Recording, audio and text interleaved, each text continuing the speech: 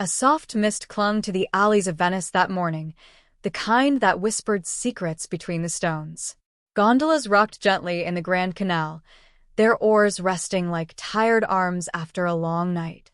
The sun had yet to pierce through the veil of fog, leaving the floating city in a dreamlike hush. In the quiet district of Castello, a young woman named Isabella Moretti stood by her window, watching the lagoon shimmer with ghostly reflections. Her raven-black hair framed a face that always seemed a step ahead of the world, as if she knew something others did not. She worked as an apprentice at the Biblioteca Marciana, just steps away from the Piazza San Marco. That morning, however, Isabella was restless. A letter had arrived by hand. No stamp, no seal, just folded parchment, yellowed at the edges, and her name written in delicate calligraphy. The message inside was brief. Seek the clock beneath the lion's gaze, before the 7th chime. Trust only silence. No signature. No explanation. She read it again, trying to ignore the chill that had crept up her spine. She glanced across the square, where the famed clock tower of San Marco stood tall, its great blue face staring down with timeless indifference. The Lion of St. Mark, carved in stone above it, watched the square like a silent sentinel. Why her? Why now? She tucked the letter into her coat and slipped into the alleyways of Venice, boots echoing on the wet cobblestones. The city was awakening, but slowly. Shopkeepers were arranging crates of fresh produce. A boy chased pigeons across the square. Somewhere, a violin played softly from an upper window. But beneath it all, something felt wrong. She wasn't alone. She felt it. As Isabella approached the clock tower, she noticed a man leaning against the archway. Tall, pale. His coat was finely tailored, too fine for a common Venetian. His eyes followed her with calm precision, though he pretended to look elsewhere. She recognized him, not by name, but by presence. He had been near the library 2 days ago, pretending to admire the sculptures outside. She kept walking, pretending not to notice. Instead of entering the clock tower, she ducked into the narrow calle beside it. The chime of the hour echoed overhead. 1, 2, 3. She counted each strike of the bell as if her life depended on it. In the shadows of the alley, she paused. There was a symbol etched into the wall, faint, nearly hidden. A winged lion with an hourglass beneath its paw, just like the one she had seen in an old manuscript deep within the library archives.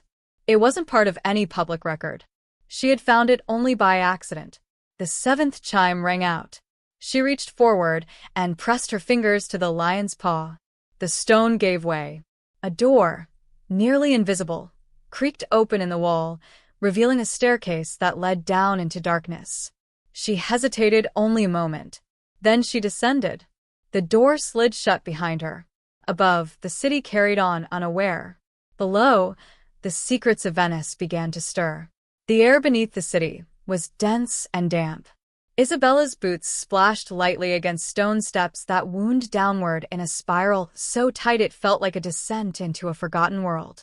The torchlight from the stairwell flickered faintly before fading altogether, and the only sound was the faint drip of unseen water echoing through the tunnels. When her foot hit level ground, she paused. A hallway stretched before her, ancient and arched, its bricks slick with time. She removed a small lantern from her coat, lit it, and raised the flame. Strange markings lined the walls, Latin phrases, some incomplete, some scrawled hastily as if written in fear. One repeated itself again and again.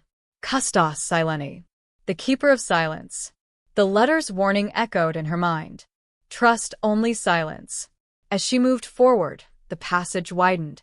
An archway led into a vaulted chamber with columns carved in a style unfamiliar even to her well-read eye. It was not Roman, not Venetian, older. At the center of the chamber stood a pedestal. Upon it, a stone box, engraved with the winged lion and more unreadable script. She reached out but froze. A soft breath. Someone else was in the chamber. She turned slowly, lantern held high. There he was, the man from the archway. He stepped from the shadows, hands raised slightly to show he meant no harm. "You are Isabella Moretti," he said softly, his accent faintly Florentine. "And you have something that belongs to us." "Who are you?" "My name is Matteo Lazzari, Archivist.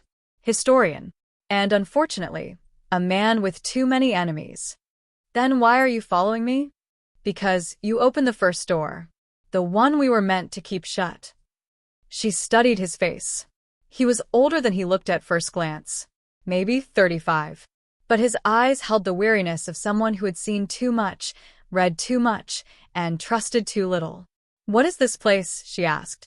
Matteo gestured toward the box. "A reliquary, sealed for centuries. It is said to contain the Codex of Serafino, a document that should never be read aloud." She stepped back. "Why?" He met her gaze. "Because the last time it was, an entire city burned." Matteo explained as they stood together in the dim light. The Codex of Serafino was rumored to be the final work of a monk excommunicated for heresy in the 13th century.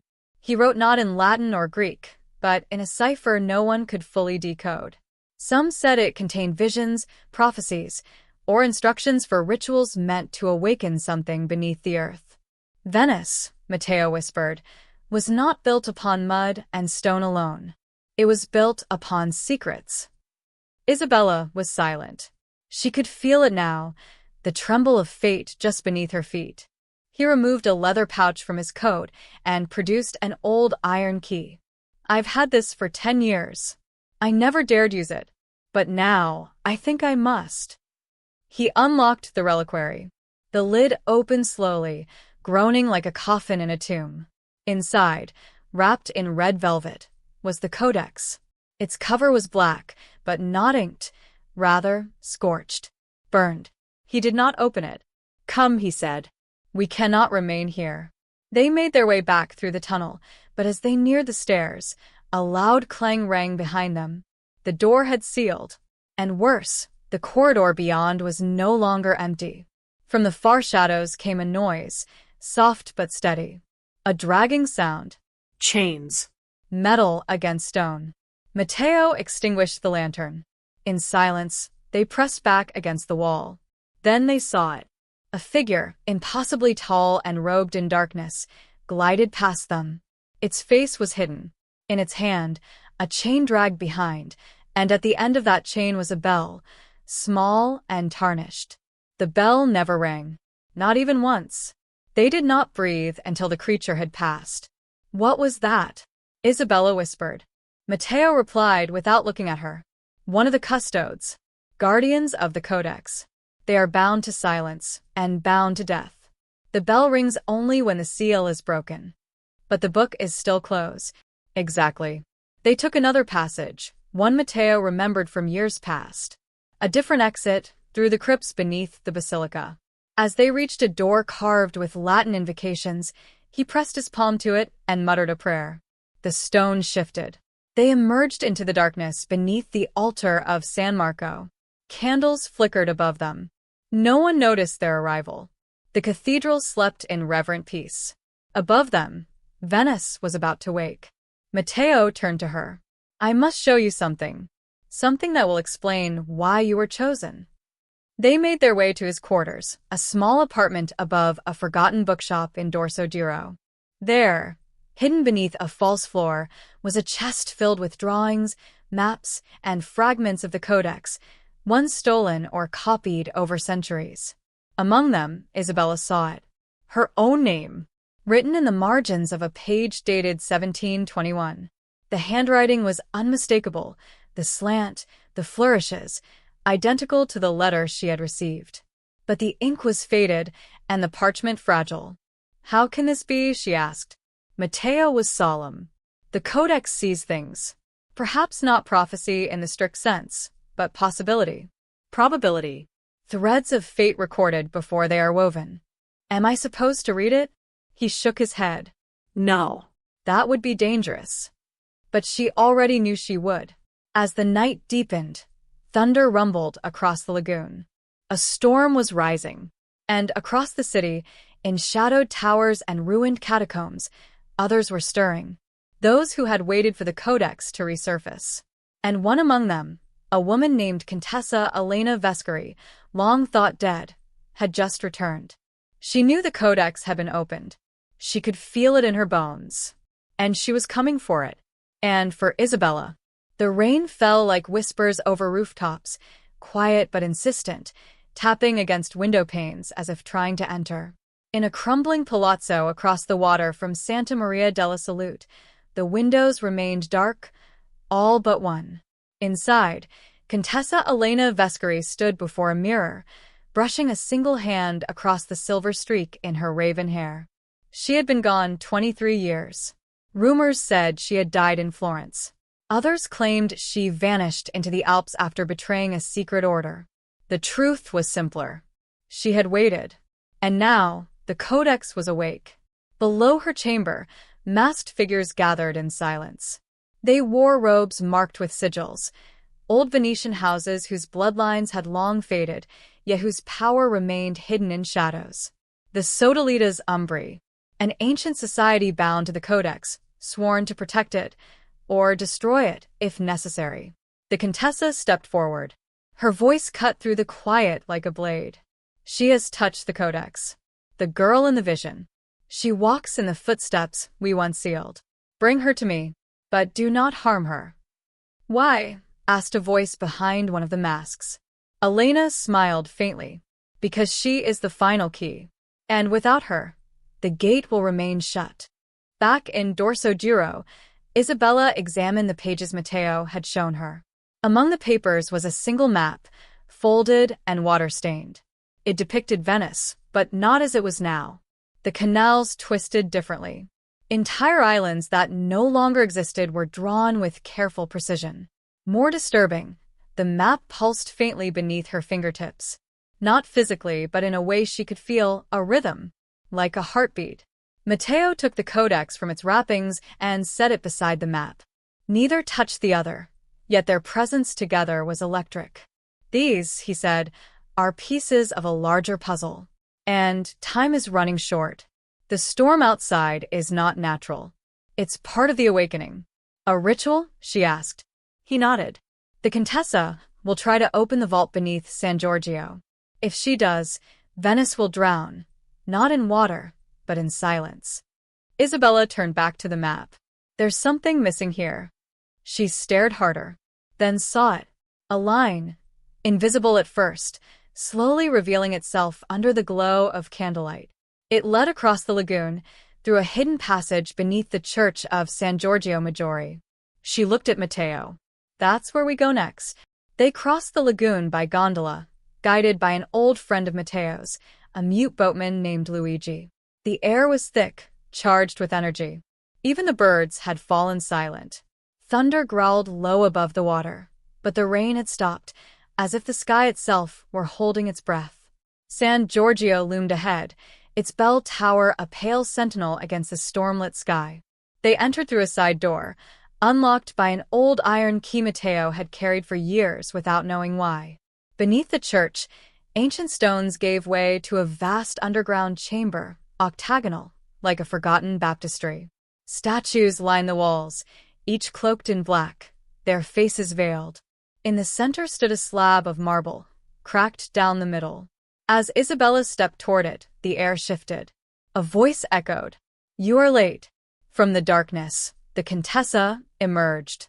No guards, no weapons, only her. "You do not know what you carry, girl," she said calmly. "The codex is not a book. It is a gate. And you are the word that opens it." Matteo stepped between them. "You cannot force this." "I do not have to," Elena said. She opened her hand. A shard of the codex, torn from a page Isabella had never seen.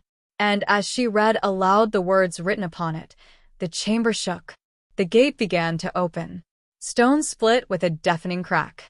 Water poured in from unseen fissures, not rushing but creeping, as if alive. The floor of the chamber peeled open like petals, revealing a staircase spiraling into pitch darkness. The Contessa descended without fear. Isabella followed, though every instinct screamed at her to flee. Below, they found it, a city beneath the city. Flooded, abandoned, lit by unnatural light from cracks in the stone above.